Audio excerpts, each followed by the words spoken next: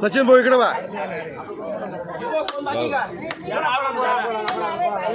हो पुढून बाजूला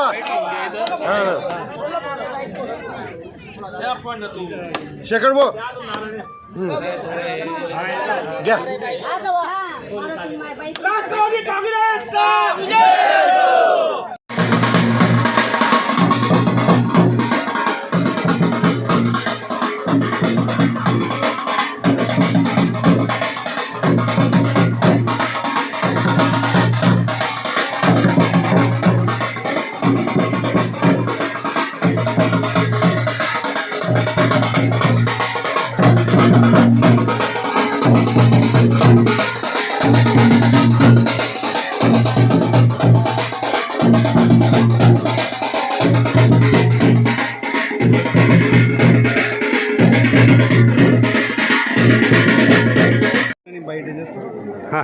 धुळे महानगरपालिकेच्या निवडणुकीत राष्ट्रवादीची सुरुवात प्रभाग क्रमांक 1 पासूनच झाली आहे। पहिला प्रवेश आमच्या आदरणीय दीक्षित साहेब आणि शेखर भाऊ यांचा राष्ट्रवादीत झाला आणि राष्ट्रवादीने विजयाचं शंख वाजवलं। मित्रांनो, प्रभाग क्रमांक 1 यामधून आमचा भाचा योगेश असेल, दीक्षितताई असतील आणि आपल्या सर्वांचे लाडके शेखरभाऊ असतील, हे तिघंजण बहुमताने निवडून येणार आहे, त्यात काही शंका नाही। पण युद्ध सोपं नाही आहे, हे युद्ध धनविरुद्ध जन आहे। आपल्याकडे अनेक पैशांचे लोभ दादागिरी दाखवली जाईल, पण आपल्याला सर्वांना उत्तर मतात द्यायचं आहे।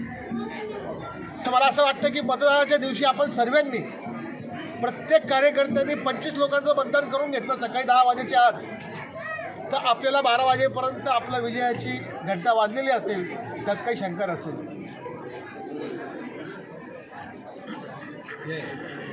मतदान करत असताना आपल्या कार्यकर्त्यांनी प्रत्येकाने 25 घरांची जबाबदारी घ्यावी, सकाळी लवकरात लवकर मतदान करून घ्यावं। कुठल्याही प्रकारे अंडरकरंट ह्या शहरामध्ये आहे। एक घोषणा आहे, या गुंडांचं करायचं काय, तर तुम्ही म्हणायचं खाली डोकं। या गुंडांचं करायचं काय, या गुंडांचं करायचं काय। अनेक निवडणुका आम्ही बघितल्या।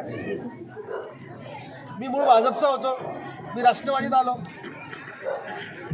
वाणी ब्राह्मण मारवाड्यांचा पक्ष म्हटला जायचा, दीक्षितांना तिकीट नाही, वाणींना तिकीट नाही, ब्राह्मणांना तिकीट नाही, अशी परिस्थिती भाजपची आहे। पाटलांना पण नाही, पण ती दखल आज राष्ट्रवादी काँग्रेस पक्षाने घेतली आहे। सर्वसामान्यांना जातींचा मतभेद न करता राष्ट्रवादीने एक चांगली बोट बांधलेली आहे आणि आमची शक्ती तुम्ही आहात। अजितदादा असे नेते या पक्षाचे जेव्हा देव झोपलेले असतात तेव्हा दादाला कामाला लागलेले असतात। शब्द दिल्यानंतर पाळणारा माणूस तोंडावर सांगतो काम होईल की नाही होईल। अतिशय स्पष्ट वक्ता अशा नेत्यासोबत काम करण्याची आम्हाला संधी मिळते। आणि आपण जर मागच्या पंचवार्षिकला बघितलं, भाजपला एक हाती सत्ता दिली, एक ना फक्त एक हाती सत्ता राष्ट्रवादी शिवसेना पक्षाला द्या, या शहरात सर्वसामान्यांचं सरकार स्थापन होईल एवढे सांगतो।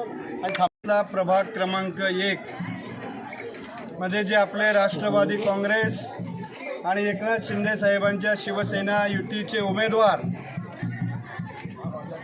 योगेश दादा पाटील,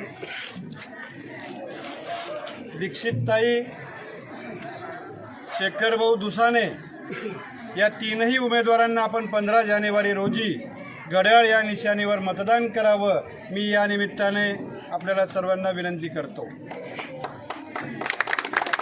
संपूर्ण धुळे शहरामध्ये लोकशाही जिवंत राहण्यासाठी आणि धुळे शहरामध्ये भारतीय जनता पार्टीच्या माध्यमातून जी दहशत पसरवण्याचं काम सुरू आहे, त्या दहशतीच्या विरोधामध्ये सामान्य जनता धुळे शहरामध्ये पेटून उठलेली आहे।